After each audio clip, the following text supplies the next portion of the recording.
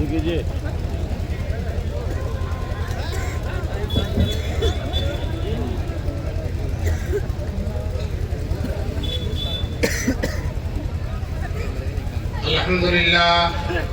لله نحمده ونستعينه ونستغفره ونؤمن به ونتوكل عليه ونعوذ بالله من شرور أنفسنا ومن سيئات أعمالنا من يهده الله فلا مضل له ومن يضلله فلا هادي له وأشهد أن لا إله إلا الله وحده لا شريك له وأشهد أن سيدنا ومولانا محمدا عبده ورسوله صلى الله عليه وسلم. أعوذ بالله من الشيطان الرجيم. بسم الله الرحمن الرحيم. إنا نحن نزلنا الذكر وإنا له لحافظون. صدق الله العلي العظيم. وقال النبي صلى الله عليه وسلم خيركم من تعلم القرآن وعلمه أو كما قال النبي صلى الله عليه وسلم. وہ قرآن جو غذا بھی ہے، دوا بھی ہے، شفا بھی ہے. وہ قرآن جو غذا بھی ہے، دوا بھی ہے، شفا بھی ہے. اسی سے ہوتی ہیں سب طے منازل ہائے عرفانی. حضرت صدر جلسہ، معزز اور محترم علماء کرام، محترم بزرگوں اور دوستوں، نوجوانان ملت اور بہت بڑی تعداد میں تشریف فرما نیک مائیں اور بہنیں، مجھے جلسے کے منتظمین نے اور یہاں کے لوگوں نے خبر دی جتنے مرد ہیں الحمدللہ اس سے زیادہ عورتیں ہیں تشریف فرما. یہ بہت بڑی بات ہے. مردوں سے زیادہ عورتیں غور سے سنتی ہیں. مرد لوگ ناراض نہ ہو جائیں گے. مرد تو بیڑی اڑی بھی پینے لگتے ہیں بیچ میں اٹھ کر، اور عورتیں ماشاءاللہ بہت اطمینان سے سنتی ہیں اور دین کی باتیں سن کر گھر جاتی ہیں اور اس کے مطابق عمل کرنے کی کوشش کرتی ہیں. یہ ہمارے مدرسے کے جلسے میں ماشاءاللہ 85 بچوں کی دستاربندی ہوئی. کتنے 85 بچے. ان 85 جو بچے جن کی دستاربندی ابھی آپ کے سامنے ہوگی اور مدرسے کا کارنامہ آپ کے سامنے آئے گا انشاءاللہ. یہ 85 جو بچے ہوئے ہیں اس میں باپوں کی کوشش سے زیادہ ماؤں کی کوشش کا دخل ہے. بیٹا پڑھنے نہیں جاتا تو ابا کہتا چلو ٹھیک ہے مت جاؤ. ماں کہتی جاؤ گے نہیں تو خیریت نہیں ہوتا ہے. تو ماں کے مجاہدے سے، ماں کی کوشش سے اور ماں کے شوق و ذوق سے بہت سے بچے عالم. امام بخاری رحمۃ اللہ علیہ آج جن کا پوری دنیا میں ڈنکا بج رہا، سال کا آخر ہے، ملک کے چپے چپے ہی بھی نہیں دنیا کے گوشے گوشے میں بخاری شریف کا ختم ہو رہا. یہ بخاری، امام بخاری بچپن میں نابینا ہو گئے تھے، یتیم بھی تھے، ماں ہی ان کی کفیل تھی، باپ نہیں موجود تھے اور نابینا بھی تھے. تو ماں نے پوری پرورش کی، پورا پڑھایا ان کو، اور نابینا تھے. ماں رات میں اٹھ کر تہجد میں اللہ کے حضور دعا کرتی تھی. روزانہ تہجد میں روتی تھی، تڑپتی تھی، اے اللہ میرے اس لاڈلے، میرے اس نور نظر، میرے اس لخت جگر کی آنکھ کی بینائی واپس فرما دے. روزانہ دعا کرتی تھی. دعا کا اثر دیکھیے. ایک دن خواب میں سوئی ہوئی ہیں، خواب دیکھتی ہیں کہ سیدنا ابراہیم علیہ السلام تشریف لائے اور حضرت ابراہیم علیہ السلام کہہ رہے ہیں ان کی اماں سے کہ بڑی بھی تیرے بیٹے کی آنکھ کھل گئی ہے، تیرا بیٹا دیکھنے لگا ہے، تیرا بیٹا بینا ہو گیا، آنکھ والا ہو گیا. صبح اٹھ کر دیکھتے ہیں تو بیٹے کی آنکھ چمک رہی ہے اور بیٹا اس کی آنکھ کے اندر نور پیدا ہو گیا، اس کی نابینائی ختم ہو گئی ہے. دوستو یہ ماں کی دعا کا اثر دیکھیے. ماں کی دعا کا اثر. یتیم ہے لیکن ماں نے پڑھنے کے راستے میں کوئی رکاوٹ نہیں ڈالی. یہ حج کرنے گئے اپنے بھائی کے ساتھ، اپنی ماں کے ساتھ. جب حج سے فارغ ہو گئے تو امام بخاری نے اپنی اماں سے کہا ماں میں ہی آپ کا نور نظر ہوں، میری محبت کے بغیر، میرے دیکھے بغیر آپ رہ نہیں سکتی. لیکن میں چاہتا ہوں آپ لوگ حج سے فارغ ہو گئے تو آپ لوگ گھر چلے جائیے، بخارا چلے جائیے اور مجھے اس مکے مدینے حرمین میں چھوڑ جائیے تاکہ رسول پاک صلی اللہ علیہ وسلم کی حدیثوں کو میں حاصل کروں۔ ماں نے قربانی دی اور بیٹے کو وہی چھوڑ دیا اور اپنے چھوٹے بیٹے کو لے کر گھر واپس چلی گئی۔ دوستو وہاں محدثین سے پڑھتے رہے، محنت کرتے رہے، یہاں تک کہ اللہ تبارک تعالیٰ نے وہ مقام دے دیا کہ ان کے زمانے میں ایک دور ایسا بھی گزرا کہ پوری دنیا میں ان سے بڑا کوئی محدث نہیں۔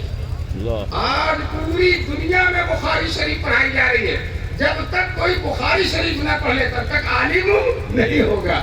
بہت سے لوگ بخاری رات دن پڑھتے ہیں لیکن بخاری جانتے نہیں، رات دن رہتے بخاری میں ہے۔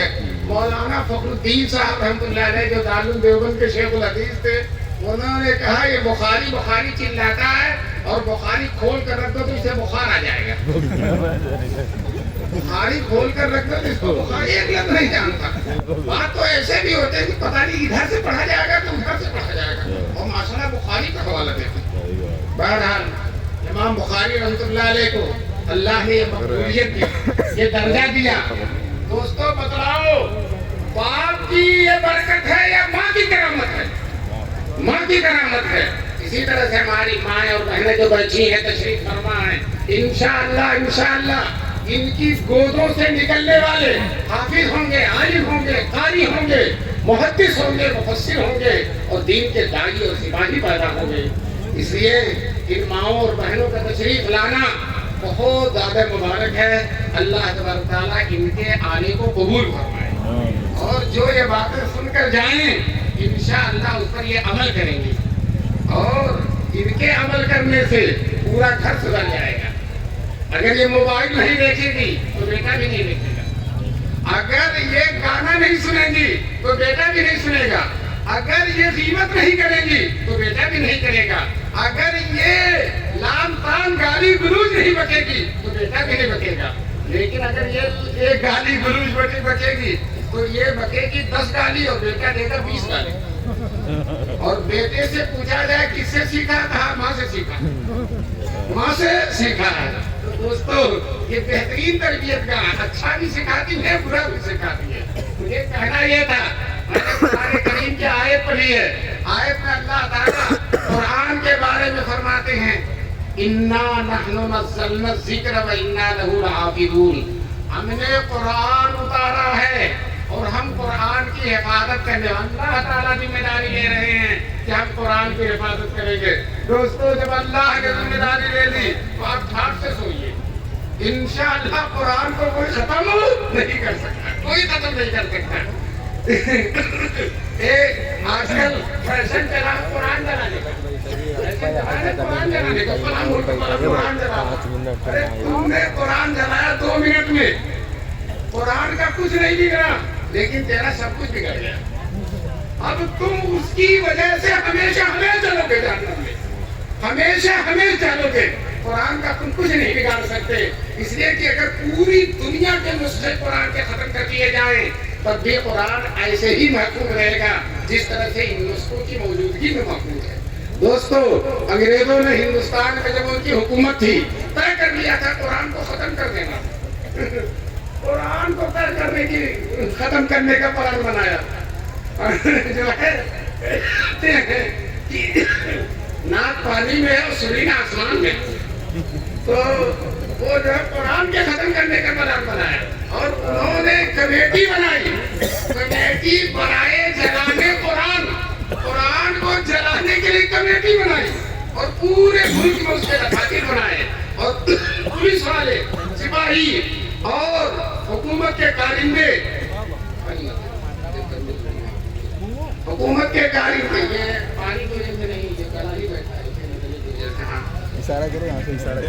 کارندے چھاپا مار کر قرآن کے نسخے اکٹھا کرتے تھے اور جب ڈھیر لگ جاتا تھا آگ لگا کر جلا کر دارالعلوم دیوبند کے قریب ایک جگہ ہے پانی پت میں ہر گھر میں ہر بچہ ہے وہ بھی آتی، بچی ہے وہ بھی آتی، ماں بھی آتی، بیٹے بھی آتی، حافظوں کا گویا کہ وہ شہر تھا پانی پت۔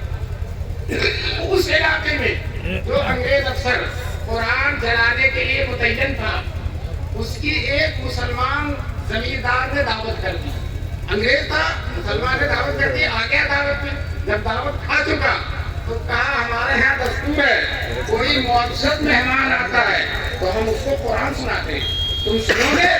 تو انگریز افسر کہتا ہے ہم سنے گا، ہم سنے گا. مجھے اسی اردو ٹوٹی ٹوٹی بول ہم سنے گا. اس نے محلے کے چھوٹے چھوٹے بچوں کو اکٹھا کر دیا. یہ سب حافظ ہیں، جس سے چاہو سن لو.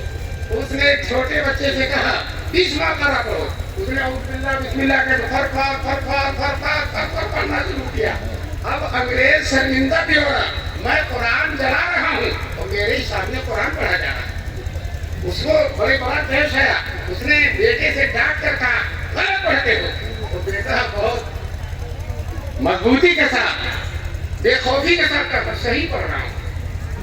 دوسرا لڑکا کھڑا ہوتا کہتا چچا تم نے غلط صحیح پڑھا. تیسرا کھڑا ہوتا چوتھا ایک لائن لگ گئی. چچا کی تو حالت خراب ہو گئی. تو دوستو اس نے اسی دن سے قرآن جلانے کا پلان ختم کر دیا، قرآن جلانے کا منصوبہ ختم کر دیا کہ ہم قرآن کے نسخوں کو جلا سکتے ہیں لیکن ان معصوم سینوں سے قرآن کو ہم کیسے ختم کر سکتے ہیں. دوستو ان سینوں کے اندر جو موجود ہے اور قرآن کی خصوصیت ہے گزشتہ ساری کتابوں کے اندر تھی، سفینوں کے اندر تھی، اور قرآن سینوں کے اندر بھی ہے اور سفینوں کے اندر بھی ہے. اور جتنا قرآن سینوں کے اندر سفینوں کے اندر ہے اس سے زیادہ محفوظ سینوں کے اندر ہے.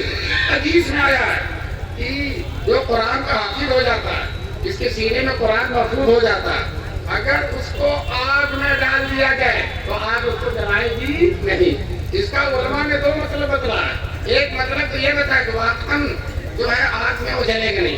دوسرا مطلب علماء نے بتایا کہ جہنم میں اگر کسی وجہ سے چلا بھی گیا، کسی جرم کی وجہ سے جہنم میں چلا بھی گیا تو جہنم کی مجال نہیں کہ آپ نے قرآن کو جلا دے، اس کی آگ جلا نہیں سکتی. دوستو ماشاء اللہ اس مدرسے کی برکت سے گاؤں میں مدرسہ اور اتنا شاندار جلسہ، وہاں اترے تو استقبال کرنے والوں کی اتنی بھیڑ تھی کہ ہم گھبرا گئے. اللہ استقبال کا سلسلہ ختم کب ہوگا، سانس چڑھنے لگے. تو ماشاء اللہ آپ حضرات نے علماء سے محبت پر ثبوت دیا. میں تو اس لائق نہیں کہ میرا اعزاز کیا جائے، لیکن آپ نے مجھے علماء کی صف میں سمجھ کر میرا اعزاز کیا. تو یہ آپ کی یہ جذبہ قابل قدر ہے کہ اللہ تعالیٰ نے آپ کے دل میں علماء کی محبت ڈالی ہے. انشاءاللہ ثم انشاءاللہ یہ محبت رنگ لائے بغیر نہیں رہے گی. یہ دینداروں کی محبت، نیک لوگوں کی محبت، یہ اللہ تعالیٰ کی محبت کا پیشگیمہ ہے. جب اللہ تعالیٰ کسی بندے کے دل کے اندر اللہ اس کے دل کو اچھا کرتا ہے تو وہ اللہ والوں کی محبت کرتا ہے. اور وہ لوگ جو علماء کی تنقید کرتے ہیں، علماء پر کو برا بھلا کہتے ہیں، تو دوستو مولانا فضل الرحمان گنج مراد آبادی رحمۃ اللہ علیہ نے بیان فرمایا کہ جو لوگ علماء پر تنقید کرتے ہیں ان کا چہرہ قبر میں پیلے سے پھر جاتا ہے. اللہ تعالیٰ ہم سب کی حفاظت فرمائے اور عالموں کی تنقید و تحقیر سے ہماری حفاظت فرمائے. دوستو یہ علماء ہیں کیا؟ یہ مدرسین ہیں کیا؟ یہ مکتب میں پڑھانے والے ہیں کیا؟ یہ جو علماء جو چپے چپے میں مدارس قائم کر کے پڑھا کے آ رہے ہیں، دوستو یہ وہ لوگ ہیں جن کو دنیا کی کوئی طاقت ختم کر نہیں سکتی.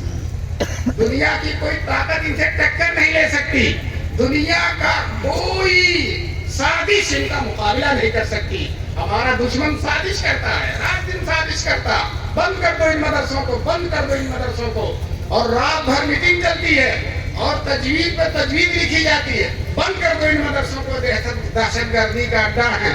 دوستو صبح کوئی مدرسہ بند نہیں ہوتا، 70-80 مدرسے اور کھل جاتے ہیں. 70-80 مدرسے اور کھل جاتے ہیں. اگر ان کو معلوم ہو جائے، کوئی ان کا خرخہ ان کو بتا دے جا کر کہ تمہاری سازشوں سے مسلمانوں کا اور فائدہ ہوتا ہے، مدرسوں کا اور فائدہ ہوتا ہے، تم جتنی سازش کرتے ہو یہ مدرسے اتنے ہی بڑھتے جاتے ہیں. اور ترقی کرتے جاتے ہیں. کیوں؟ یہ اسلام ہے, یہ اسلام کے محافظ ہیں, یہ اسلام کے پاسباں ہیں, یہ قرآن کے محافظ ہیں, اس قرآن کے محافظ ہیں جس قرآن کی حفاظت کی ذمہ داری اللہ نے دے دی ہے. تو دوستو جب یہ قرآن کی حفاظت کرتے ہیں تو انشاءاللہ اللہ تعالیٰ بھی ان کی حفاظت فرمائے گا. اور جسے اللہ رکھے اسے کون رکھے. ایک عورت تھی, اس کا شوہر کوتوال ہو گیا, کوتوال ہو گیا تو دروازہ کھول کے سوتی تھی. لوگوں نے کہا کہ وہ دروازہ کھول کے سوتی ہے, تو ہندی زبان میں دوہا کہتی ہے, سیاں بھائی کوتوال ڈرتا ہے, سیاں بھائی کوتوال ڈرتا ہے. یہ شوہر تو کوتوال ہے. تو دوستوں میں آپ سے عرض کرنا چاہتا ہوں کہ ہمارے جو مالک ہیں اکمل ہے, وہ کونین کے مالک ہیں. عزت و ذلت ان کے ہاتھ میں ہے, موت و زندگی ان کے ہاتھ میں. وہ چاہے تو پل بھر میں پوری دنیا کو ختم کر سکتے ہیں, اور چاہے تو پل بھر میں اس جیسی کروڑوں دنیا پیدا کر سکتے ہیں. دوستو وہ اللہ ان مولویوں کا, ان مدرسے والوں کا, وہ اللہ حفاظت کرنے والا, اللہ ان کا محافظ ہے. اس لیے انشاءاللہ آپ کتنا بھی برا بھلا کہو, دنیا کے لوگ کتنی بھی سازش کریں, یہ مولوی کل بھی تھا, آج بھی رہے گا, اور انشاءاللہ قیامت تک رہے گا. اور یہ مدرسے کل تھے, آج بھی ہیں, اور انشاءاللہ قیامت تک رہیں گے. مدرسوں کو کوئی ختم کرنے والا نہیں. میں بہار گیا تھا, اڑیسہ گیا تھا, 56 کا مدرسہ تھا, اور 4 بچے قرآن کے حافظ ہوئے تھے. یہاں کتنے ہوئے؟ 85. وہاں صرف 4 بچے ہوئے تھے, اور محترم صاحب خوشی سے پورے نہیں سما رہے, کبھی ادھر جا رہے, کبھی ادھر جا رہے. جب رپورٹ سنانے کے لیے کھڑے ہوئے تو چھپروں کی طرف اشارہ کر کے کہا کہ ان چھپروں کو دیکھو, ان چھپروں نے 4 بادشاہ پیدا کیے. تو دوستو میں آپ سے عرض کرنا چاہتا ہوں, حافظ قرآن کا بادشاہ کیا مقابلہ کرے گا؟ بادشاہ کیا مقابلہ کرے گا؟ بادشاہ آج ہے کل نہیں رہے گا, آج ہے کل نہیں رہے گا. دیکھنے والے دیکھیں گے جو بڑے ترم خاں بنے ہوئے تھے, اور بڑے ہی جو ہے روب و دام کے ساتھ رہتے تھے, اور ایک دن دیکھا تو نام و نشان ان کا بھی مٹ گیا, ختم ہو گیا. تو بادشاہ تو آج ہے کل نہیں رہے گا. اور حافظ قرآن جو قرآن کا حافظ ہے, اس کے لیے یہاں بھی باہر ہے. اب رمضان آ رہا ہے, لوگوں نے حافظوں سے سلام کرنا شروع کر دیا. کہیں اور نہ جائیے گا, ہماری مجلس میں مسجد میں تراویح پڑھائیے گا. جب حافظوں کی اتنی آؤ بھگت ہوئی تو مدرسوں نے اتنے حافظ بنائے کہ اب مسجدیں تنگ ہو گئی. اب مسجدیں نہیں مل رہی, مسجدیں تنگ ہو گئی ہیں. بہرحال حافظوں کا یہاں بھی اعزاز ہے, اور قبر میں بھی اعزاز ہے, اور میدان محشر میں بھی اعزاز ہے. میدان محشر میں حدیث میں رسول پاک صلی اللہ علیہ وسلم فرماتے ہیں, قرآن کا حافظ, جو بچہ قرآن کا حافظ ہو گیا, میدان محشر میں اللہ تعالیٰ اس کو اپنے سامنے بلا کر کھڑا کرے. اللہ کے سامنے, ذرا سوچیے, کسی بڑے کے سامنے. اس کو دیکھنے کے لیے لوگ ٹائم لیتے ہیں, موقع لیتے ہیں, موقع نہیں ملتا, ترستے رہتے ہیں. اور یہاں اللہ خود حافظ قرآن کو اپنے سامنے بلا رہا, کتنا بڑا اعزاز ہے. اور یہی نہیں کہ بلا کر کھڑا کرے گا, حافظ قرآن کے ابا کو بھی بلائے گا. تو یہاں بیٹا کھڑا, وہاں ابا کھڑے ہیں. اس لیے ابا سے کہتے ہیں کہ بیٹا حافظ قرآن ہو گیا تو داڑھی رکھ دو, داڑھی رکھ لو. اب بتاؤ, تمہارا بیٹا حافظ قرآن ہے, میدان محشر میں تمہیں کھڑا کیا جائے گا, اور تمہاری داڑھی نہیں ہوگی تو ہر وقت یہی چھپاؤ گے, ہر وقت یہی چھپاؤ گے. اس لیے جب بیٹا حافظ ہو گیا تو باپوں کے لیے ضروری ہے کہ وہ داڑھی رکھ لیں. چنانچہ اللہ تعالیٰ بیٹے کو بھی بلائے گا اور باپ کو بھی بلائے گا. بیٹے سے کہے گا پڑھو, بیٹا ایک آیت پڑھے گا, باپ کا ایک درجہ بڑھے گا. بیٹا پڑھتا جائے گا اور باپ کا درجہ بڑھتا جائے گا. بیٹا پڑھتا جائے گا, باپ کا درجہ بڑھتا جائے گا. وہ لوگ جن کے 6 بیٹے تھے, 7 بیٹے تھے, ایک کو حافظ نہیں بنایا, وہ کافی افسوس ملیں گے, کاش کہ ایک بیٹے کو حافظ بنا دیتے, آج ہمارا بھی درجہ بڑھتا, ہمارا بھی درجہ بڑھتا. دوستو طے کر لو کہ انشاءاللہ ہم اپنے بیٹوں کو حافظ بنائیں گے, ضرور حافظ بنائیں گے. اور یاد رکھو, بہت سے لوگ اس طرح سے حافظ نہیں بناتے. کہ حافظ ایک صاحب مجھ سے کہنے لگے, میں نے جب حفظ شروع کیا تو میرے محلے کے صاحب کہنے لگے کہ کیا کر رہے ہو تم, کیا اپنے آپ کو برباد کر رہے ہو, تم بس صرف مسجد کی امامت کرو گے, اگر حافظ ہو جاؤ گے مسجد کی امامت کرو گے. وہ بیٹا بڑا حاضر جواب تھا, اس نے کہا امام سب سے آگے رہتا ہے, امام سب سے آگے رہتا ہے. تو یہ عیب کی بات نہیں, ہم مسجد میں سب سے آگے رہیں گے انشاءاللہ. بہرحال ہمارے دارالعلوم دیوبند کے سابق شیخ الحدیث حضرت مفتی سعید صاحب اللہ ان کے قبر کو نور سے بھر دے، یہ حدیث جب سناتے تھے تو بطور لطیفہ ایک بات کہتے تھے ڈنڈا کھایا بیٹے نے اور درجہ بڑھانا باپ کا، باپ کا درجہ ڈنڈا بیٹے نے کیسے کھایا؟ یہ جو حافظ ہوتے ہیں آسانی سے نہیں ہوتے ہیں، فجر سے 1 گھنٹہ پہلے سردی میں 1-1.5 گھنٹہ پہلے ان کو اٹھا دیا جاتا ہے، اور یہ رہتے موٹے لوگ صحت مند لوگ سوئے ہوئے ہیں، اور یہ چھوٹا سا بچہ اٹھ کر قرآن رٹ رہا، دل کا رسول فضلنا بعضهم الآباء، دل کا رسول فضلنا کا قرآن رٹ رہا ہے، اور دوستو فجر سے پہلے ہی استاد کو سنا دیتا ہے، اور جب سنانے جاتا ہے تو استاد صاحب ماشاءاللہ بڑے روب کے ساتھ بیٹھے رہتے ہیں، اور جہاں ایک غلطی ہوئی تھپڑ لگاتے ہیں، تو مفتی صاحب اسی کی طرف اشارہ کر رہے ہیں، ڈنڈا کھایا بیٹے نے اور درجہ بڑھا باپ کا درجہ کیوں بڑھا؟ باپ نے اس کو انگلش میڈیم میں نہیں بھیجا، باپ نے اس کو سعودی عرب کمانے کے لیے نہیں بھیجا، باپ نے اس کو کارخانوں اور فیکٹریوں میں نوکر نہیں رکھا، باپ نے اس کو سڑکوں پر آوارہ گھومنے کے لیے نہیں چھوڑا، بلکہ باپ نے اس کو مدرسہ مصباح العلوم میں داخلہ کرا دیا۔ کیا نام ہے؟ باپ نے مصباح العلوم میں داخلہ کرا دیا، باپ نے قربانی دی۔ آج میدان محشر میں باپ کے صلہ پانے کا وقت ہے۔ دوستو ہم سب کو یہ طے کر لینا چاہیے کہ انشاءاللہ ہم اپنے بچوں کو عالم اور حافظ بنائیں گے۔ یاد رکھو اس سے بہتر کوئی طبقہ نہیں ہے۔ لوگ جب حافظ نہیں ہوتے، عالم نہیں ہوتے تو ان کو برا بھلا کہتے ہیں، لیکن دوستو سچ کہتا ہوں ان سے بہتر کوئی طبقہ نہیں ہے۔ بعض لوگ یہ سوچتے ہیں عالم ہو جائے گا، حافظ ہو جائے گا تو اس کی تنخواہ تھوڑی رہے گی، کھائے گا کیسے؟ میں کہتا ہوں اتنا کھائے گا کہ دیکھنے والے دیکھتے دیکھتے تھک جائیں گے۔ دوستو آج بھی علماء کو اللہ تعالیٰ حافظوں کو اتنا کھلاتا ہے، رمضان میں جب تراویح پڑھنے جاتے ہیں وہ آدمی رسگلہ لیے چلا رہا ہے، وہ آدمی پراٹھا لیے چلا رہا ہے، وہ آدمی جو ہے 4 دن ختم ہو رہا ہے، 15% اتنا کھلاتے ہیں کہ دوستو حیرت کی بات ہے۔ آج بھی آپ کے گھر دیسی مرغا اسی وقت کرتا ہے جب کوئی مولانا مہمان ہوتے ہیں، وہ کھلاتے ہیں اللہ تعالیٰ، کوئی کمی نہیں ہے۔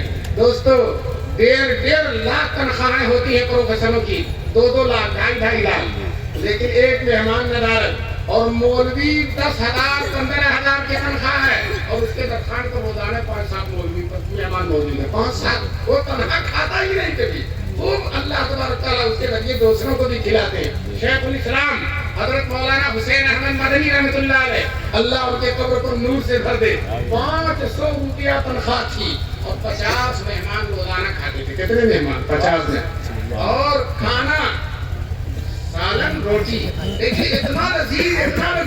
ابھی دارالعلوم دیوبند میں بہت بڑے محدث ہیں حضرت مولانا رحمۃ اللہ صاحب، اللہ ان کی حیات میں عمر میں برکت نصیب فرمائے، وہ کہتے ہیں بچپن میں شیخ الاسلام کے دسترخوان پر روٹی اور سالن کھایا تھا، پتلی روٹی اور پتلا سالن کھایا تھا۔ 90 سال کا زمانہ گزر گیا، کہتے ہیں بادشاہوں کی بھی دعوت کھائی، حکمرانوں کی بھی دعوت کھائی، وزیروں کی بھی دعوت کھائی، لیکن اس مرد قلندر کے دسترخوان پہ جو لذت ہے وہ کہیں نہیں ملی۔ دوستو لذت ان میں دین کی ہے، یہ لذت تقویٰ کی ہے، یہ لذت رزق حلال کی ہے۔ اللہ تبارک تعالیٰ الحمدللہ مولویوں کو رزق حلال سے برقرار فرماتے ہیں، اس لیے اس طبقے کی عزت کرو۔ ہم قوم لا یشقی جلیسہم، یہ ایسے لوگ ہیں کہ جن کے پاس بیٹھنے والا بھی معلوم نہیں ہوتا۔ کہتے ہیں کسی اللہ والے کی قبر کے پاس دفن ہو جاؤ تو انشاءاللہ وہاں بھی مزے رہتے ہیں۔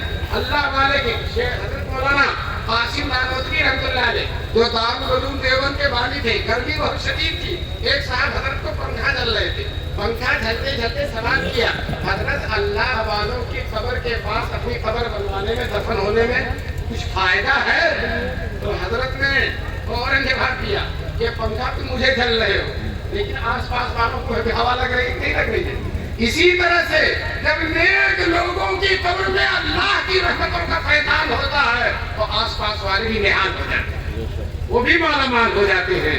تو دوستو ان کے پاس قبر بننا سعادت کی بات ہے، ان سے مصافحہ کرنا سعادت کی بات ہے، ان کی زیارت کرنا سعادت کی بات ہے، ان کے لیے دعائیں کرنا سعادت کی بات ہے۔ دوستو علماء کے جانشین ہیں، حضور کے وارث ہیں۔ آپ دیکھو آج ہمارے خلاف کتنی سازشیں پوری دنیا میں، کتنی سازشیں ہو رہی ہیں، لیکن یہ سازشیں سب کی سب ناکام ہیں، سب کی سب ناکام ہیں۔ کیوں؟ یہ مولوی ٹکا ہوا ہے۔ بتاؤ دنیا میں کوئی کام ٹائم سے نہیں ہوتا ہے، لیکن اذان اور نماز ٹائم سے ہوتی ہے۔ بتاؤ یہ مولوی تھوڑی سی تنخواہ بھی نہیں پاتا ہے اور ٹائم سے اذان دیتا ہے اور ٹائم سے نماز ہوتی ہے۔ دنیا کی کوئی چیز اتنے ٹائم سے نہیں چلتی، یہ ٹائم دینے والی گھڑی بھی اتنے ٹائم سے نہیں چلتی جتنے ٹائم سے یہ مولوی چلتا ہے۔ دوستو اذان نماز ٹائم کی ہوئی ہے، لوگ گھبرائے ہوئے ہیں، کبھی اذان پہ پابندی، کبھی نماز پہ پابندی، لیکن دوستو نہ اذان رکے گی نہ نماز رکے گی انشاءاللہ۔ نغمہ فصل گلو لالا کا نہیں پابند، یہ نغمہ فصل گلو لالا کا نہیں پابند، بہار ہو کی خزاں لا الہ الا اللہ، بہار میں بھی لا الہ الا اللہ اور خزاں میں بھی لا الہ الا اللہ۔ آج میں اس مدرسے کے ذمہ داروں کو، محتمین صاحب کو، اراکین کو، کمیٹی کے لوگوں کو دل کی گہرائیوں سے مبارکبادی دیتا ہوں کہ آپ کی کوشش سے الحمدللہ 85 بچوں کی دستار بندی ہوگی۔ دیکھیے پگڑی آ گئی ہے، ابھی پگڑی بدھنے کا منظر آپ کی نگاہوں کے سامنے آئے گا انشاءاللہ، اور آپ کے دل میں جذبہ پیدا ہوگا کاش کہ میرا بیٹا بھی ایک دن یہاں کھڑا ہو کر اس کی بھی پگڑی بنے۔ تو آپ یہ جذبہ رکھیں گے انشاءاللہ آپ کے بیٹے کی بھی پگڑی بنے گی، اور آپ کا بیٹا بھی انشاءاللہ ایک دن عالم بنے گا اور حافظ بنے گا۔ بہرحال قرآن میں اللہ تبارک تعالیٰ نے فرمایا ہم نے قرآن اتارا ہے اور ہم اس کی حفاظت کریں گے۔ یہ بتاؤ پوری عیسائیت، پوری یہودیت، پوری اور دنیا کے جتنے بھی مذہب ہیں اسلام کے علاوہ سب رات دن قرآن کے خلاف سازش کرتے ہیں، لیکن قرآن کا ایک شوشہ ختم ہوا، ایک نقطہ ختم ہوا۔ حضرت علی کی خلافت کے زمانے میں ایک بستی ہے انطاکیہ، انطاکیہ وہ بستی ہے جہاں موسیٰ علیہ السلام اور خضر علیہ السلام، خضر جیسے پیغمبر اور موسیٰ علیہ السلام جو ہے یہ دونوں اس بستی میں گئے، اور بستی کے لوگوں سے کہا لوگ مہمان ہیں کچھ کھلا دو، تو بستی والے کہنے لگے کہ ہم مہمانوں کے کھلانے کا دستور نہیں ہے، ہم کچھ نہیں کھلائیں گے، بالکل نہیں کھلائیں گے۔ قرآن نے ان کا نقشہ کھینچا، فَأَبَوْا أَنْ يُضَيِّفُوهُمَا، ان دونوں کی ضیافت کرنے سے انکار کر دیا۔ بتائی پوری بستی ہے، صرف 2 مہمان آئے، ضیافت کرنے سے انکار کر دیا۔ اس واقعے کو قرآن نے بیان کر دیا، وہ بستی رسوائے عالم بن گئی، پوری دنیا میں بدنام بن گئی ہو گئی۔ اب لوگوں نے وہاں شادی بیاہ کرنا چھوڑ دیا، کوئی انطاکیہ میں شادی نہیں کرتا تھا کہ یہ وہ لوگ ہیں جو پیغمبر کی بھی ضیافت سے انکار کرنے والے لوگ ہیں۔ اب حضرت علی کی خلافت کے زمانے میں اس بستی کے لوگ آئے حضرت علی کے پاس، حضرت بڑی رسوائی ہو رہی ہے،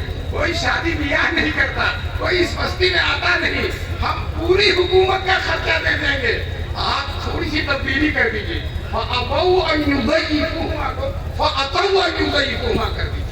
اسی طرح سے لکھا رہے گا، پے جو ہے اس کو اوپر کر کے ایک نقطہ اور دے دیجیے گا۔ فَأَتَوْا کا مطلب یہ ہے کہ ساری بستی کے لوگ مہمانداری کے لیے، مہمان نوازی کے لیے آ گئے، جٹ گئے۔ تو حضرت علی نے کہا ساری دنیا کا خزانہ دے دو گے لیکن قرآن کے ایک نقطے اور ایک شوشے میں تبدیلی نہیں کی جا سکتی۔ دوستوں کس طرح سے قرآن محفوظ ہے، کس طرح سے حضور صلی اللہ علیہ وسلم کے زمانے میں قرآن جیسے لکھا جاتا تھا آج بھی ویسے لکھا جاتا، جیسے پڑھا جاتا تھا ویسے ہی پڑھا جاتا۔ مکے اور مدینے کی گلیوں میں حضور نے صحابہ کے سامنے جس طرح سے قرآن پڑھا تھا، آج یہ چھوٹے چھوٹے بچے ہو بہو اسی طرح سے قرآن پڑھتے ہیں۔ جیسی شین ادا کی گئی تھی، جیسا سواد ادا کیا گیا تھا، جیسا باد ادا کیا گیا تھا، جیسا تا ادا کیا گیا تھا، دوستو آج اسی طرح سے ادا کیا جا رہا ہے۔ جب قرآن کا شوشہ بھی محفوظ ہے، نقطہ بھی محفوظ ہے، طرز ادا بھی محفوظ ہے، دوستو یاد رکھو قیامت تک کسی طرح سے محفوظ رہے گا۔ اور جب ہمارا دین محفوظ رہے گا، قرآن محفوظ رہے گا، تو انشاءاللہ ہم اپنے دین کے ساتھ ہم بھی قیامت تک باقی رہیں گے انشاءاللہ۔ آج دنیا میں سب سے زیادہ تعداد یہودیوں کی ہے، سب سے زیادہ دولت یہودیوں کے پاس ہے۔ ایک یہودی پوری دنیا میں ایسا نہیں ہے جو توریت کا حافظ، ایک بھی یہودی نہیں ہے۔ عیسائی پوری دنیا میں ان کے پاس ایٹم بم ہے، بڑی ساری طاقتیں ہیں، سرمایہ ہے، لیکن ایک عیسائی انجیل کا حافظ نہیں ہے۔ اور ماشاءاللہ ہمارے اتنے حافظ چھوٹا سا بچہ جیسے لگتا ابھی کمر بند باندھنے کی بھی ڈھنگ نہیں، قرآن کا حافظ ہو گیا، قرآن کا حافظ ہو گیا۔ دوستو اس دین کو کوئی ختم کرنے والا نہیں ہے، اور یہ سلسلہ انشاءاللہ قیامت تک جاری رہے گا۔ آج اگر ملک میں 70,000 حافظ ہیں تو انشاءاللہ آئندہ 80-85,000 حافظ ہو جائیں گے۔ آج کل دستار بندی کا جلسہ چل رہا، کسی مدرسے میں 85، ابھی بہرائچ میں جلسہ ہوا 830 یا 20 بچے قرآن کریم کے حافظ ہوئے کو پکڑی لگی، اور دنیا میں ملک میں چپے چپے میں مدرسے ہیں، اتنے حافظ۔ لاک ڈاؤن میں سب کچھ بند ہو گیا تھا، ٹرینیں بند ہو گئی، جہاز بند ہو گیا، آفس بند ہو گیا، لیکن حافظ ہونا نہیں بند ہوا۔ جب لاک ڈاؤن لگ گیا اور مدرسے بند ہو گئے اور مسجدوں میں بھی جانے پر پابندی لگی، بتاؤ لاک ڈاؤن میں آپ سوچ سکتے تھے کہ اتنا بڑا جلسہ ہو جائے گا؟ 2 آدمی مسجد میں نہیں جا سکتے تھے، لیکن دوستو یہ بچے جو مسجدوں کو بھی بند، مدرسوں کو بھی بند، ایک گھروں میں بیٹھ گئے، اور ماں باپ نے ایک حافظ کو لگا دیا کہ میرے بچے کو گھر میں پڑھاؤ۔ دوستو جب سے لاک ڈاؤن لگا اور جب تک ختم ہوا کم سے کم 20,000 بچے قرآن کے حافظ ہو گئے۔ میں ان کو لاک ڈاؤن ہی حافظ کہتا ہوں، لاک ڈاؤن میں حافظ ہو گئے۔ دوستو جب پابندیوں میں بھی اور دشواریوں میں بھی یہ سلسلہ رکنے والا نہیں ہے۔ اللہ تبارک تعالیٰ ان مدرسوں کو ہر طرح سے سرفراز و شاداب رکھے۔ اور آپ کو تھوڑی سی بات کہتے ہیں، پگڑی سامنے ہے اور مولانا بھی شاید تشریف لا چکے ہیں، اس لیے میں تھوڑی سی ان مدرسوں کی تاریخ آپ کو بتا دوں، ان کی حقیقت کیا ہے۔ جب ہندوستان پہ انگریز آ گیا اور اس نے طے کر لیا کہ ہندوستان سے اسلام کو مٹا دینا، ختم کر دینا، برطانیہ کی پارلیمنٹ میں منظور ہو گیا کہ پورے ہندوستان میں صرف عیسائی مذہب رہے گا، کوئی مذہب نہیں رہے گا۔ لارڈ نکالے جو انگریزوں کا وزیر تعلیم تھا، اس نے اعلان کر دیا، پورے ہندوستان میں سرکولر جاری کر دیا کہ اب ہم اپنی حکومت کے نشے میں ایسے ہندوستانی بنائیں گے جو صورت و شکل کے اعتبار سے ہندوستانی ہوں گے اور ذہن و دماغ کے اعتبار سے انگریز ہوں گے۔ ہم ان ہندوستانی مسلمانوں کو انگریز بنا دیں گے۔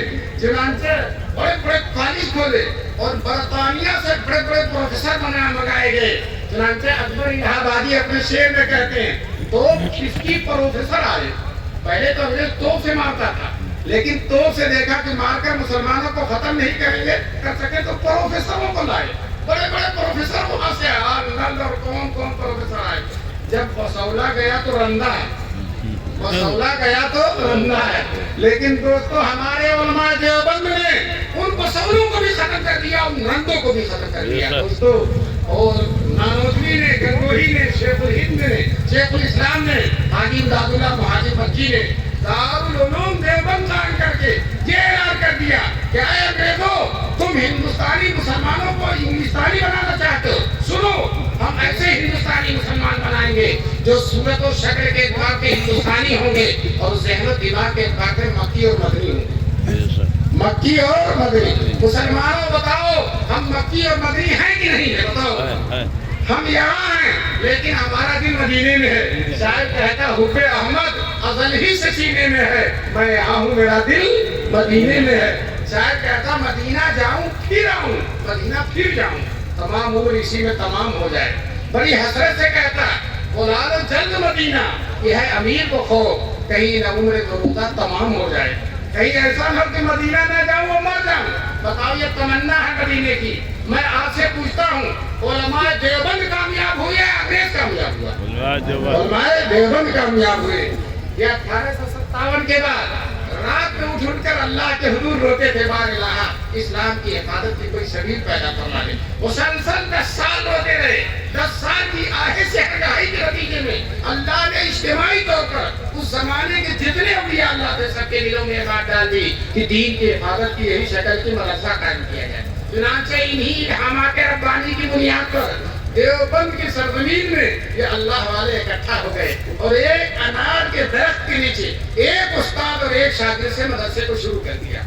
محرم کے مہینے میں مدرسہ قائم ہوا، محرم، صفر، ربیع الاول، ربیع ثانی اور شعبان آتے آتے اسی سال دورے تک کی تعلیم ہو گئی۔ ایک طالب علم سے شروع ہوا اور 6 مہینے کے اندر دورے کی، اور دورے کی جو تعلیم ہوئی وہ طلبہ صرف دیوبند کے نہیں، سہارنپور کے نہیں، مظفر نگر کے نہیں، میرٹھ کے نہیں، سنو کان کھول کر، سمرقند و بخارا کے طلبہ آ گئے، کابل و قندھار کے طلبہ آ گئے، افغانستان ایران تک کے طلبہ آ گئے۔ مولانا قاسم نانوتوی نے پہلے جلسے میں تقریر کیا تھا کہ ہمارا جب یہ مدرسہ کھلا تو کچھ بچے مدینے میں پڑھتے تھے، لیکن ہمارے مدرسے کی شہرت سن کر مدینے سے آگے بڑھتے۔ دوستو یہ مدرسہ چلتا رہا، جب مدرسے طلبہ کی تعداد زیادہ ہو گئی تو طے ہوا کہ الگ سے عمارت بنائی جائے گی اور الگ سے سنگ بنیاد رکھا جائے گا۔ چنانچہ اعلان ہو گیا فلاں تاریخ کو مولانا قاسم نانوتوی کا واعظ ہوگا اور واعظ کے بعد مدرسے کی بنیاد رکھی جائے گی۔ چنانچہ پورا علاقہ اکٹھا ہو گیا، کہتے ہیں جتنے اولیاء اللہ کے سب اکٹھا ہو گئے۔ حضرت نے واعظ کیا اور واعظ کے بعد مدرسے کی بنیاد رکھی۔ جس دن بنیاد رکھی تھی رات میں محتمین جو ہونے والے تھے انہوں نے خواب دیکھا کہ رسول پاک صلی اللہ علیہ وسلم اپنے عصا سے نشان بنا رہے ہیں کہ یہی مدرسے کی بنیاد رکھی جائے۔ ترانے میں ہے خود ساقی کوثر نے رکھی میں خانے کی بنیاد یہاں۔ چنانچہ جب بنیاد کھودی گئی سب سے پہلی میاں جی منع شاہ نے رکھی جو دیوبند کے سید تھے، جن کے بارے میں مولانا نانوتوی کہتے ہیں گناہ کرنا تو دور کی بات ہے، گناہ کا خیال بھی ان کے دل کے اندر نہیں گزرتا۔ ایسی پاکیزہ ہستی نے پہلی عید رکھی ہے۔ دوسری عید مولانا احمد علی جو شارح بخاری تھے انہوں نے رکھی۔ تیسری عید قطب عالم مولانا رشید احمد گنگوہی نے رکھی۔ دوستو جو اصل میرے کارواں ہیں مولانا قاسم نانوتوی کے دور کھڑے ہیں، وہ نہیں بنی ہوئی رکھ رہے ہیں۔ عاجزی اور انکساری بہت ہے، لوگوں نے بہت اصرار کیا، حضرت آپ بھی بنیاد میں ہی رکھی تو لوگوں کے شدید اصرار کے بعد چوتھی عید مولانا قاسم نانوتوی نے رکھی۔ پھر ان حضرات نے رو کر دعا کیا بار الہ تیرے کمزور بندے جو کچھ کر سکتے تھے انہوں نے کر دیا، اب اس مدرسے کو قبول کرنا الہ العالمین تیرا کام ہے۔ اللہ نے ایسا قبول کیا، آج 150 سال کا زمانہ گزر رہا ہے۔ 150 سال میں دن اور رات کے کسی حصے میں کوئی حصہ ایسا نہیں گزرتا جس میں دنیا کے کسی نہ کسی ملک میں دیوبند کے فارغین دین کی خدمت نہ انجام دیتے۔ دوستو آج یہاں رات ہے تو جہاں دن ہے وہاں، اور رات میں بھی ماشاءاللہ جلسہ ہو رہا ہے، رات میں بھی دین کی خدمت ہو رہی ہے۔ پوری دنیا کے چپے چپے میں امام حرم آئے تھے دیوبند میں، اپنی تقریر کے اندر انہوں نے کہا میں دنیا کے ہر ملک میں جاتا ہوں اور جہاں جاتا ہوں دارالعلوم دیوبند کا فیض سورج اور چاند کی طرح نظر آتا ہے۔ ہر پوری دنیا کے چپے چپے میں آج برطانیہ میں مدرسے قائم ہیں، افریقہ میں مدرسے قائم ہیں، امریکہ میں مدرسے قائم ہیں۔ دنیا کا سب سے ابتدائی حصہ جہاں سے دنیا شروع ہوتی ہے اس کے بعد کچھ نہیں، لوگ کہتے ہیں اس کے بعد جب گھوم کے جاؤ گے تو امریکہ مل جائے گا، پوری دنیا وہاں ختم ہے۔ فیجی نام ہے، مولانا نعمت اللہ صاحب بخاری ختم کرانے وہاں گیا، میں بھی ان کے ساتھ گیا، جہاں چلتا رہا لگتا تھا کہ اترے گا ہی نہیں۔ کئی گھنٹے 14-15 گھنٹے چلتے جزیرے میں اترے۔ جب جزیرے میں اترے لوگ لے گئے مدرسوں میں گئے تو دیکھا بخاری پڑھائی جا رہی، کئی مدرسے ہیں بخاری پڑھائی جا اس میں تعلیم ہو رہی، دورے کی تعلیم ہو رہی۔ ہم نے اساتذہ سے پوچھا کہاں سے پڑھ کر آئے ہیں تو کہنے لگے دارالعلوم دیوبند سے پڑھ کر آئے ہیں۔ بتاؤ ہر جگہ فیض ہے۔ کہتے ہیں کسی شاعر نے کہا ہے اڑائے کچھ ورق نرگس نے، کچھ لالے نے، کچھ گل نے، چمن میں ہر طرف بکھری ہوئی ہے داستان میری۔ اللہ تبارک تعالیٰ دارالعلوم دیوبند کو قیامت تک باقی رکھے اور اس کے اثر سے جو چپے چپے میں مدرسے ہیں اللہ ان کو باقی رکھے۔ دوستو دیوبند سے پہلے بھی مدرسے ہوتے تھے، لیکن وہ مدرسے کیسے ہوتے تھے؟ کوئی نواب صاحب چلاتے تھے، کوئی بادشاہ صاحب، کوئی وزیر صاحب چلاتے تھے، وہی کمرہ بنا دیتے تھے، وہی طلبہ کا کھانا دے دیتے تھے، وہی مدرسین کی تنخواہیں دے دیتے تھے۔ لیکن اس کا نقصان کیا تھا؟ جس دن نواب صاحب ناراض ہو گئے 5 منٹ میں مدرسہ بند، کمروں میں تالا لگا دیا۔ استادوں سے کہا نہیں تنخواہ دیں گے، طلبہ سے کہا کہیں اور چلے جاؤ ہم کھانا نہیں دیں گے، مدرسہ بند۔ لیکن اللہ تبارک تعالیٰ بزرگان دیوبند کی قبروں کو نور سے بھر دے، اور ہم سب لوگ ان کی بصیرت کو سلام کہتے ہیں کہ انہوں نے اس طرح سے مدرسے کو کیا۔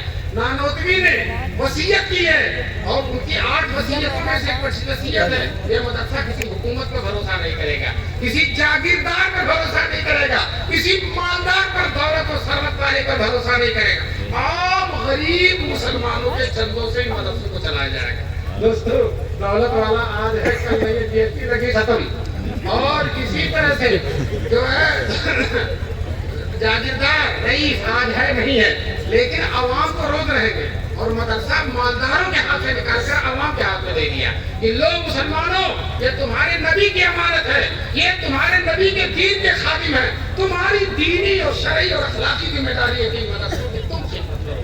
چنانچہ ہم دیکھتے ہیں ماشاءاللہ مسلمانوں کو اتنی محبت ہے، اگر 500 کماتا ہے تو 150 مدرسے میں دے دیتا، 500 کماتا ہے تو 150 مدرسے میں دے دیتا۔ اور یاد رکھو جب سے یہ سلسلہ شروع ہوا الحمدللہ کوئی مدرسہ بند نہیں ہوا، اس لیے کہ یہ جو مدرسے میں چندہ کرنے والے ان کو معلوم ہے ایک سیٹھ صاحب دیتے تھے 70,000 ہر سال، اب وہ گئے تو کہنے لگے مولوی صاحب اب تو پریشانی آ گئی، سارا کاروبار ہے، اب تو میں صرف 500 روپیہ دوں گا، کہاں 70,000 کہاں 500 دوستو۔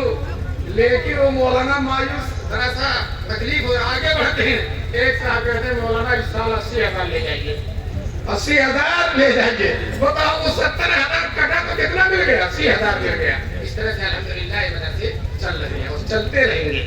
ہم مسلمانوں کی دنیا کے لوگ حیران ہیں، وہاں اسلامی حکومت نہیں ہے، مسلمانوں کی حکومت نہیں۔ سعودی عرب کہتا میں اتنے مدرسے نہیں چلا سکتا، شام یمن کہتا میں اتنے مدرسے نہیں چلا سکتا، ہندوستان کا غریب مسلمان کہتا یہی نہیں اس کے علاوہ اور بھی جتنے مدرسے کھل جائیں گے ہم سب کو چلائیں گے انشاءاللہ۔ یہ مسلمانوں کی شان ہے، یہ اسی شان تو دنیا میں کہیں موجود نہیں ہے، دنیا میں کہیں نہیں موجود ہے۔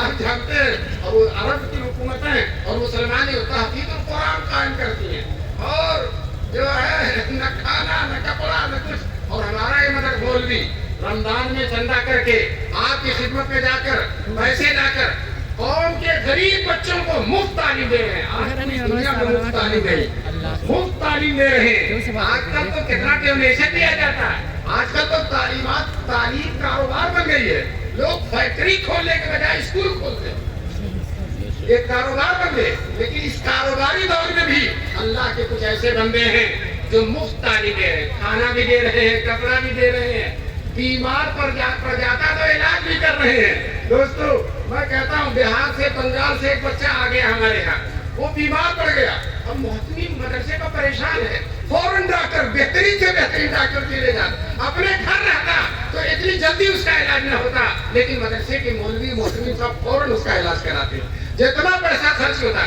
ابھی ایک گاؤں میں ایک مدرسہ چل رہا، محتمین صاحب پریشان روتے ہوئے آ گئے، میں نے کہا کیا بات ہے؟ پہلے ایک طالب علم بیمار پڑ گیا، بہت زیادہ بیمار پڑ گیا، بتاؤ رو رہے ہیں، وہی ماں بنے ہوئے، وہی باپ بنے ہیں، وہی ماں بنے ہیں، مفت تعلیم دے رہے ہیں۔ ایک بچہ بہار سے باپ بھیج دیتا ہے کسی طالب علم کے ساتھ، وہاں مدرسے میں آ جاتا، نہ ابا نے مدرسے کو دیکھا نہ ایک پیسہ بھیجا، مدرسے والے اس کا کھانا کپڑا اس کی تعلیم اس کی روشنی اور ساری چیزیں، اور جب وہ حافظ ہو جاتا ہے تو پگڑی بھی اپنی ہی طرف سے باندھ دیتے، وہاں سے نہیں لیتے پگڑی کے خرچہ، اپنی طرف سے۔ یہ اتنی ساری پگڑی ہے کیا ابا اما نے دیا مدرسوں نے دیا ہے۔ تو دوستو مدرسوں کی قدر کیجیے، اور یاد رکھو یہ علماء، یہ مولانا بشیر صاحب بیٹھے ہوئے ہیں، یہ بھی کئی مدرسوں کے سرپرست ہیں ماشاءاللہ۔ لیکن بتا دوں علماء کتنی قربانی دیتے ہیں، ہم اپنی ضرورت سے کبھی کسی کے پاس نہیں جا سکتے، لیکن مدرسے کی ضرورت، تعلیم کی ضرورت، قرآن کے حفظ کی ضرورت، دینی شریعت کی حفاظت کی ضرورت سے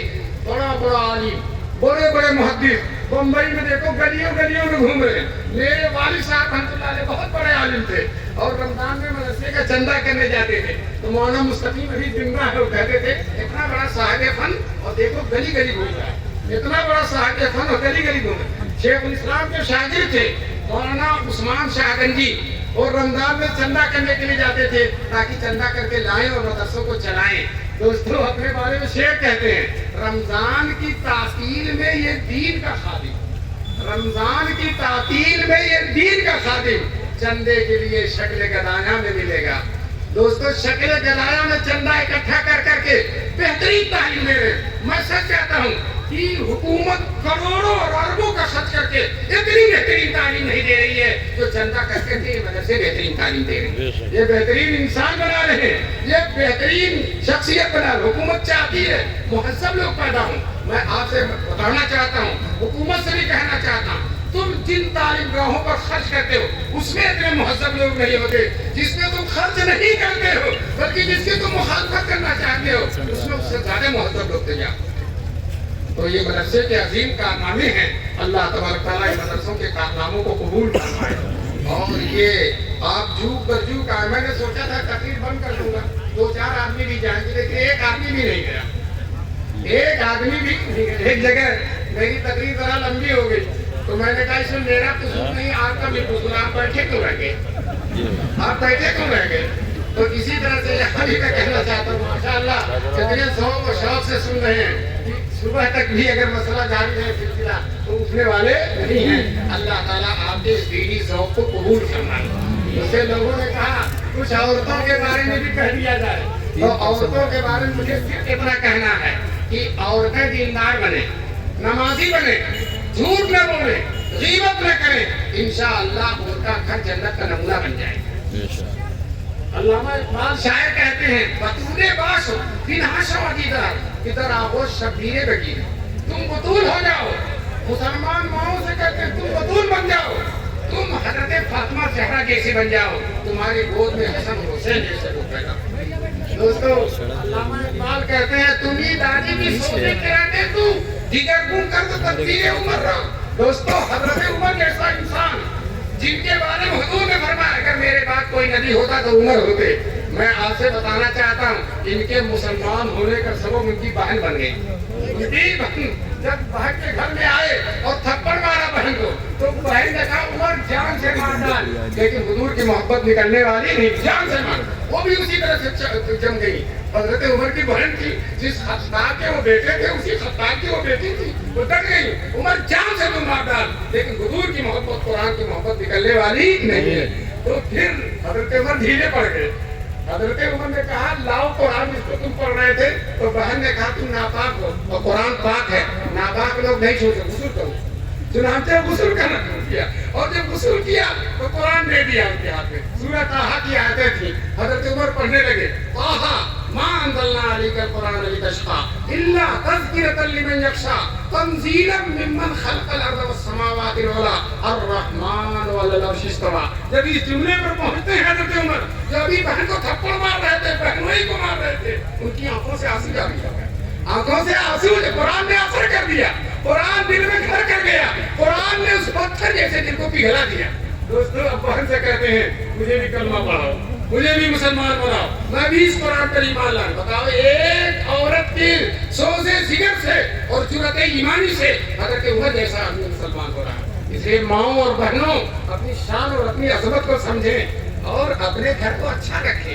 گھر اچھا اسی وقت رہے گا جب میاں بیوی میں تعلقات اچھے ہوں گے. جتنے دیکھیے حضور فرماتے ہیں میں تم میں سب سے بہتر ہوں اور اپنے گھر والوں کے لیے سب سے اچھا ہوں. اتنا اچھا تعلق, اتنا اچھا تعلق رسول پاک حضرت عائشہ سے. ایک دن حضور نے کہا چلو مقابلہ کرتے ہیں چلنے کا, تیز چلنے کا. تو دوستو جو ہے حضور آگے بڑھ گئے اور جو ہے حضرت عائشہ آگے بڑھ گئے, حضور پیچھے ہو گئے. پھر دوبارہ ہوا تو حضور آگے بڑھ گئے. تو حضور نے کہا تلکا بھی تلکا, جو محمد تو آگے بڑھ گئی تھی اس کا بدلہ نکل گیا. بتلاؤ بیوی کے ساتھ اس طرح سے معاملہ کر رہے ہیں. آج ہمارا شوہر بیوی کے گھر باہر دوستوں میں خوب مسکرائے گا, خوب ہنسے گا, خوب چہرہ بسر چڑھا. جب گھر میں آئے گا چہرہ بگاڑ کر آئے گا. چہرہ تھوڑا سا نمک کم ہو گیا تو بیوی کو مارنا شروع کر دے گا. دوستو شریعت کی تعلیم اس کے خلاف ہے. شریعت کہتی ہے دونوں ایک دوسرے کی حق شناسی کریں. حدیث میں آیا ہے جو حضور نے فرمایا جو مرد جو عورت اپنے اگر عورت اللہ کے علاوہ کسی کو سجدے کی اجازت ہوتی تو میں عورتوں سے کہتا کہ اپنے شوہروں کو سجدہ کرے. اتنا درجہ ہے شوہر کا, لیکن اللہ کے علاوہ کسی کو سجدے کی اجازت نہیں. دوستو اجازت تو نہیں ہے, لیکن کچھ لوگ بے اجازت کے قبروں پر ادھر ادھر سجدہ کرنا شروع کر. وہ بے اجازت ہے, اس کی اجازت نہیں. حضور نے فرمایا اگر اللہ کے علاوہ کسی کو سجدے کی اجازت ہوتی تو میں عورتوں سے کہتا اپنے شوہروں کو سجدہ کرے. وہاں پہ مولانا نے حدیث سنائی اور شوہر ان کی بیوی بڑا ناراض رہتی تھی, جھگڑا کرتی تھی. سوچنے لگے بڑی اچھی حدیث مل گئی. گئے اپنی بیوی کو سنا کہ دیکھ یہ حدیث سن کر آیا, اس میں شوہر کی کتنی فضیلت ہے. تو بیوی دھر سے کہتی ہے حدیث بالکل صحیح ہے, شوہروں کی فضیلت بھی صحیح ہے, لیکن آپ جیسے شوہروں کی کوئی فضیلت نہیں. آپ جیسے شوہروں کی کوئی فضیلت نہیں ہے. اسی طرح سے ایک بزرگ تھے, اللہ والے تھے, سارے لوگ احترام کرتے تھے, وہ بیوی احترام نہیں کرتی تھی, گالی گلوچ تک دے ڈالتی تھی. बुरा भला भी कह देती थी। एक दिन सोचा कि लाओ बीवी को भी पढ़ाई करें, अपने घर के ऊपर से उड़ने लगे, घर के ऊपर से उड़ने लगे। जब उड़कर उधर से उतर कर आए तो बीवी ने कहा तुम बुजुर्ग बनते हो, आज मैंने एक बुजुर्ग देखा है हमारी छत पर से उड़ रहा था। 10% तो उन्होंने कहा तुमने गौर से नहीं देखा, मैं ही तो था, मैं ही तो था। तो अब बीवी क्या कहती है, अभी तो टेढ़े उड़ रहे थे, अभी तो टेढ़े।